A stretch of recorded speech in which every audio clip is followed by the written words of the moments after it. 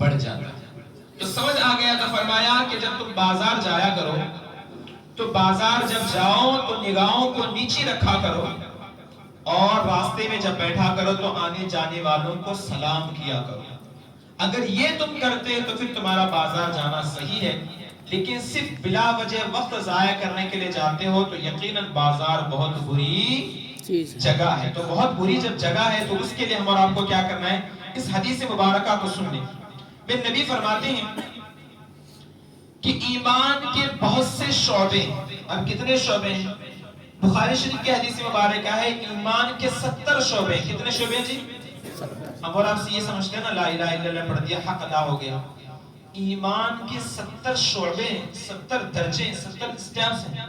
اس کو جب آپ پورا کریں گے تبھی جا کر آپ کامل ایمان والے، کامل مومن بن سکتے ہیں۔ تو ایمان کے 70 شعبے ہیں۔ سب سے پہلا شعبہ، سب سے پہلا اسٹیپ، سب سے پہلا درجہ کیا ہے؟ لا الہ الا اللہ محمد رسول اللہ۔ اور سب سے آخری درجہ کیا ہے؟ سب سے آخری درجہ ہے کہ کسی راستے سے پتھر کو ہٹا کر کنارے رکھ دیں۔ سبحان اللہ۔ سمجھ آ گیا؟ کسی راستے میں جا رہے ہو، کسی کانٹے دار ٹہنی یا کسی پتھر کو یا ایسی چیز کو جو مسلمانوں کے راستے میں تکلیف کا سبب بنے، تکلیف کا ذریعہ بنے، ایسی چیز کو اٹھا کر کنارے کر دینا، یہ بھی ایمان کا 70واں حصہ ہے۔ سبحان اللہ۔ اب ہم سمجھ میں آ گیا کہ یہ بھی ایمان کے شعبے سے کیا ہے؟ جڑا ہوا ہے۔ اور جو چیز ایمان کے شعبے سے جڑی ہوئی کیا وہ ہلکی ہو سکتی ہے؟ بتائیں بھئی، ہلکی ہو سکتی ہے؟ کوئی اگنور کرنے والی چیز ہو سکتی ہے؟ کچھ اس کو نظر انداز کرنے والی چیز ہو سکتی ہے؟ جب میرے نبی نے فرما دیا کہ ایمان کے 70 شعبے، ان میں سے آخری شعبہ راستے سے کسی تکلیف دہ چیز کو ہٹا کر سائیڈ میں کر دینا تاکہ آنے والا مسلمان اس سے جو ہے مطمئن ہو جائے اور اپنے راستے کے سفر بلا جھجک کسی بھی خوف و فکر کے جو ہے وہ گزر جائے، تو جب یہ ایمان سے جڑا دیا گیا تو پھر یہ عمل تمہارے لیے کوئی معمولی نہیں رہا، بلکہ اس کی عظمت اور اس کی فضیلت بڑھ گئی، جیسا کہ میرے نبی کریم صلی اللہ تعالی علیہ وآلہ وسلم نے ایک اور حدیث مبارکہ کے ذریعے فرمایا ہے۔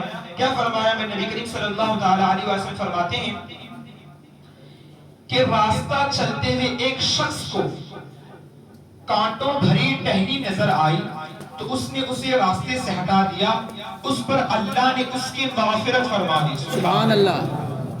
کیا فرما دی؟ مغفرت فرما دی۔ مغفرت فرما دی۔ اب دیکھیں، اچھا مغفرت کس کی ہوتی ہے؟ آپ کی اس مغفرت کے جملے پر میں آپ کو بتاؤں گا، آپ کا ایمان تازہ ہو جائے گا۔ یہ دنیا والے نا ایک بار معاف کرتے نا 10 سال کے بعد بھی پھر دوبارہ اسی غلطی پر دوبارہ یاد دلائیں، ہے نا؟ دنیا کا معاملہ کیا ہے؟ آج آپ نے کسی کا دل توڑ دیا، کچھ کہہ دیا، معافی مانگ لی، ٹھیک ہے، 10 سال کے بعد جب ملیں گے نا، معلوم ہے لے بات تو کیسا تھا، بولتے کہ نہیں بولتے؟ پھر وہ غلطی کو یاد دلائیں گے، ہے نا؟ بولیں گے نا، جملے یوں بھی کہتے ہیں، اگر ماشاءاللہ کوئی متقی بن گیا، پہلے کچھ لوگ گناہ کرتے تھے انجانے میں، پھر انہیں عقل آئی، سمجھ آ گیا، توبہ کر لی، اب نیک بن گئے، مگر جو لوگ تانا دینے پر آتے کیا کہتے ہیں؟ 100 چوہے کھا کر بلی۔ کہ یہ دنیا والوں کا مزاج ہے نا، ایک بار معاف کر کے دوبارہ وہ یاد کرتے ہیں، اور جو یاد کرنے والوں کے لیے بہت بڑی وعید ہے، ذرا سن بھی لینا، جو لوگ کسی کے گناہ کو بار بار یاد دلاتے ہیں نا، اب سن لے میرے نبی کی حدیث، فرمایا کہ اگر کوئی شخص سچے دل سے کسی غلطی سے توبہ کر لیا لیکن لوگ اس کی بار بار غلطی کو یاد دلاتے ہیں اور بار بار تانا دیتے ہیں، میرے نبی نے فرمایا جو شخص ان کی غلطیوں کو دوبارہ یاد دلائے یا اس غلطی پر تانا دے، خوف ہے کہ کہیں مرنے سے پہلے خود کہیں اس گناہ میں مبتلا ہو کر نہ مر جائے۔ اللہ اکبر۔ اگر کوئی شراب پیتا تھا، اس نے سچی پکی توبہ کر لی، لیکن تم بار بار اسے یاد دلا رہے ہو، تو میرے نبی نے فرمایا امید ہے کہ کہیں مرنے سے پہلے تم بھی اس گناہ میں مبتلا ہو کر ہی مرو گے۔ کتنی بڑی بات۔ اب ذرا اس حدیث کو سنیں، گویا کہ دنیا کا معاملہ یہ ہے کہ دنیا والے لوگ ایک بار معاف کر کے پھر برسوں کے بعد پھر اس غلطی کو یاد کرتے بھولتے نہیں ہے، لیکن اللہ کی ذات وہ ذات ہے کہ ایک بار اللہ معاف فرما دے پھر پر قیامت کے دوبارہ اس غلطی پر نہیں پوچھے گا۔ سبحان اللہ۔ یہ ہے اللہ کی ذات۔ تو اللہ سے مغفرت طلب کرو، اللہ نے ایک بار معاف کر دیا نا تو پھر آپ کا بیڑا پار ہے۔ ایسا نہیں ہے، کیونکہ اللہ کی رحمت ایسی رحمت ہے کہ ایک بار معاف کر دے تو پھر دوبارہ پکڑے گا نہیں، اس لیے اللہ کی رحمت سے امیدیں وابستہ کرے۔ اب ذرا سوچئے اس انسان کے بارے میں جو زندگی بھر گناہ کرتا رہا مگر راستے سے چل رہا تھا، کچھ سوچ کے، چلو بھائی دنیا والوں کا نہیں، اپنے گھر والوں کے ہی بارے میں سوچ کر کے کہ بھئی میرے گھر والے یہاں سے گزرتے ہیں، چلو میں اس کانٹے کی ٹہنی کو اٹھا کر راستے سے ہٹا دیتا ہوں، تو اللہ کو اس کی یہ ادا اتنی پسند آتی ہے کہ اللہ اسے مغفرت فرما دیتا ہے۔ سبحان اللہ۔ اب ذرا سوچئے کہ جو بندہ اتنی گناہ کیا لیکن اس ایک نیکی کی برکت سے اللہ نے اس کی مغفرت فرما دی، تو اب ہم اور آپ کو تو پتا نہیں کہ اللہ کو ہماری کون سی ادا پسند آ جائے، اس لیے ہمارا کو کیا کرنا چاہیے؟ نیکی کا کوئی بھی معاملہ ہاتھ سے جانے نہیں دینا چاہیے، کیونکہ جب ہم کھانا کھاتے ہو نا، اگر ہم بتا دیں کہ بھئی آپ کی اس پلیٹ میں تقریباً 1000 دانے ہیں، اس میں سے ایک دانہ یہ والا میں سائیڈ کر کے بتاؤں کہ بھئی اس کو کھاؤ، اس کے اندر برکت ہے، تب فوراں اٹھاؤ گے کھا لو گے، باقی کا چھوڑ کے چلے جاؤ۔ لیکن اگر بتا دیں کہ اس پلیٹ میں 1000 دانے، اس میں سے ایک دانہ ایسا ہے کہ اگر تم کھاؤ گے تو 100 سال جیو گے، اس میں سے کوئی شخص ہے جو دانے کو چھوڑے گا؟ کوئی شخص ہے جو دانے کو چھوڑے گا؟ بالکل نہیں چھوڑے گا۔ ایک مرتبہ درود شریف پڑھ لیجیے، اللہم صلی علی سیدنا محمد وعلی آلہ سیدنا محمد بارک وسلم، صلو علیہ الصلوۃ والسلام علیہ سید یا رسول اللہ صلی اللہ علیہ وآلہ وسلم۔ عرض کر رہا تھا کہ کچھ لوگ ہیں جو ہر چھوٹی نیکی کو بھی چھوٹی سمجھ کر رائیگاں کر دیتے ہیں، مگر انہیں خبر ہونی چاہیے کہ کوئی بھی غلطی یا کوئی بھی جو ہے گناہ چھوٹا نہیں ہوتا اگر اس پر راضی ہو جائے۔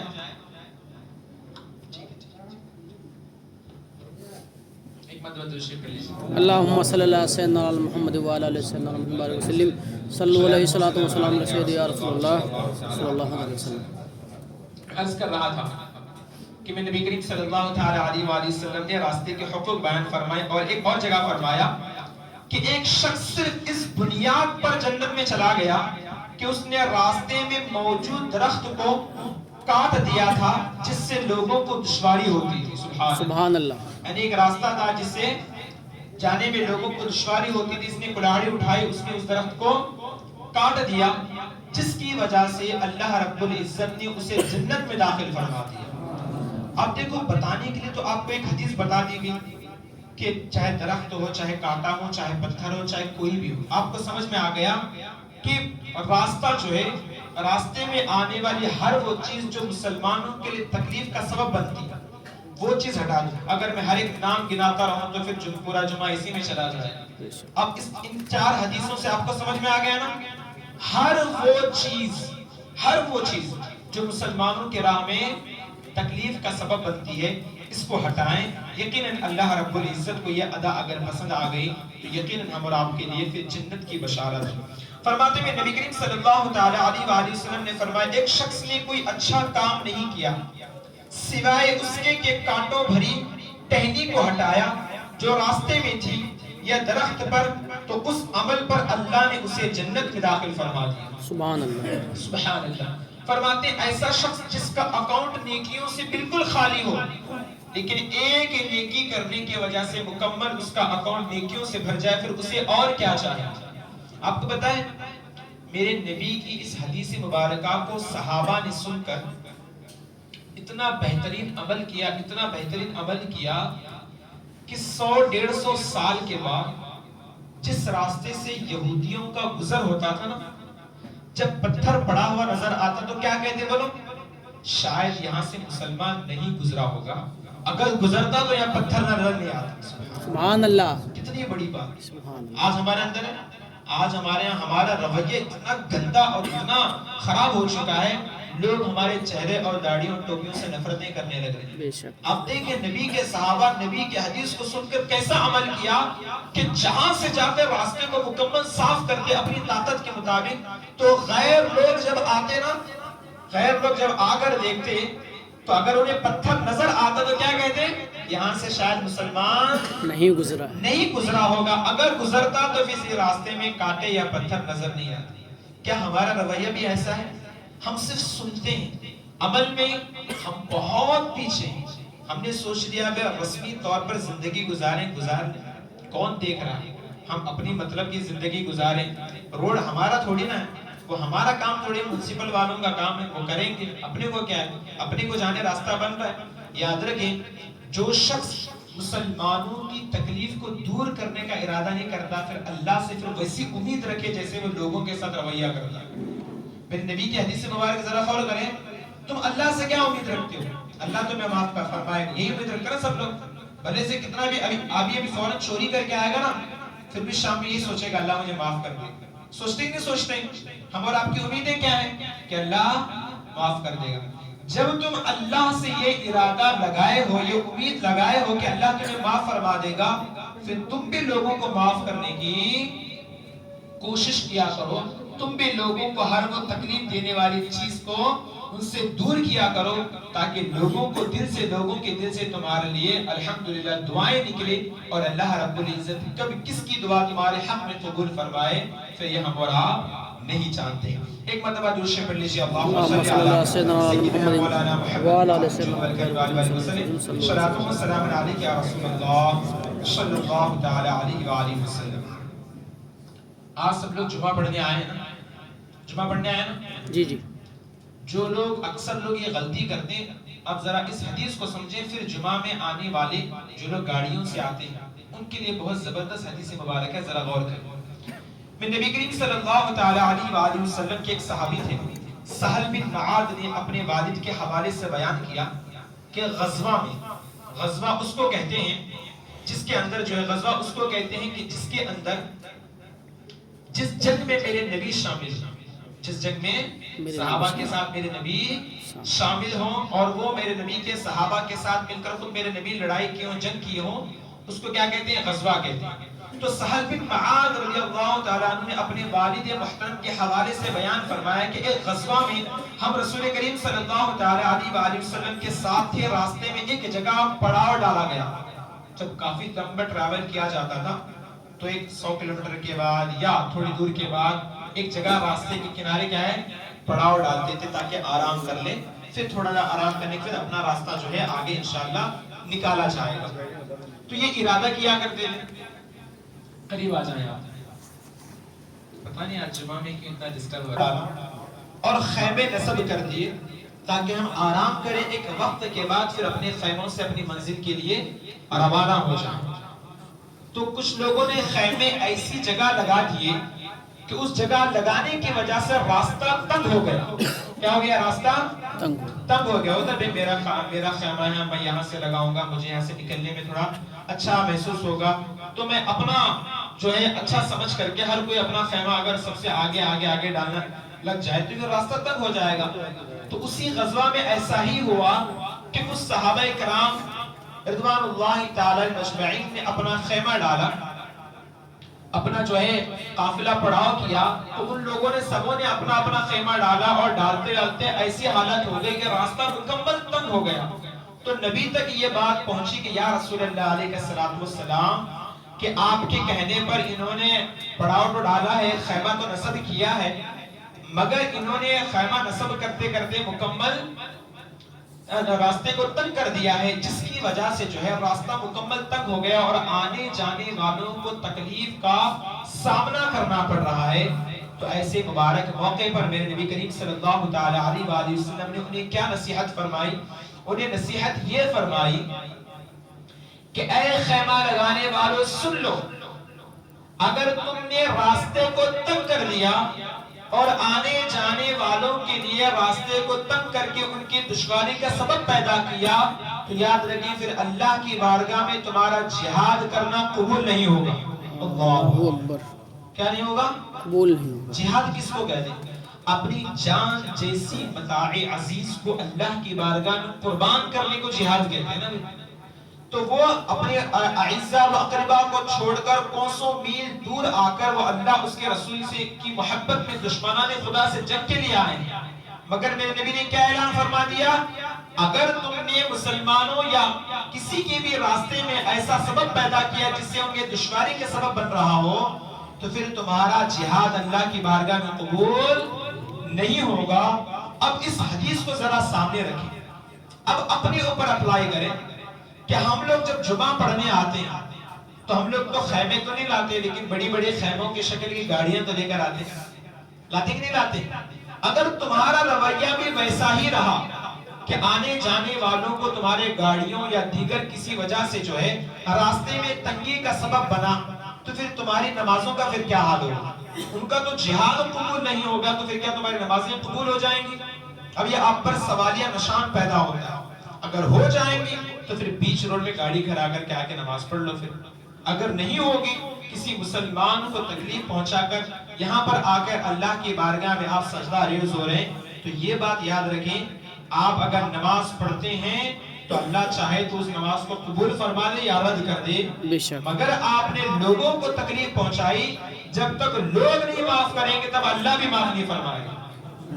اس حدیث مبارکہ کو سامنے رکھیں اور جب بھی آپ جمعہ پڑھنے کے لیے مسجد میں آیا کریں یا گاڑی وغیرہ لایا کریں تو اس چیز کا خاص خیال رکھا کریں اور راستوں کی حفاظت کریں اور راستوں میں کوڑا کرکٹ وغیرہ کا بھی خیال کریں، اور جب اپنی گاڑیوں کو لایا کریں تو اس ترتیب سے لگایا کریں، آپ کی ترتیب کو دیکھ کر کے بھی دوسرے لوگ سبق سیکھیں، اور آپ کی ترتیب چلنے اٹھنے پھرنے اور ہمارے ڈھنگ اور ہمارے رویے بھی دوسروں کو سبق دینا چاہیے، لیکن کسی کو بولنے کی ضرورت نہ پڑے، مگر ہم اتنے بے حس ہو جاتے ہیں کہ جب تک کوئی نام لے کر نہ بولے کہ ابھی فلاں نمبر کی گاڑی ہے جا کے ہٹا لو، تب تک نہیں ہٹانے والے۔ وہ سمجھتے ہیں کہ بھئی میں تو گاڑی اپنی جگہ لگا کر آ گیا ہوں، اس کا مطلب میری گاڑی خود بخود ہوے میں اڑ کر جا کے اپنی سائیڈ میں پارکنگ میں لگ جائے گی۔ ٹیسلا تو ہے نہیں کہ آٹومیٹک گاڑی ہے جو یہاں سے ریموٹ کنٹرول کر کے جو آپ لوگ کر دیں گے۔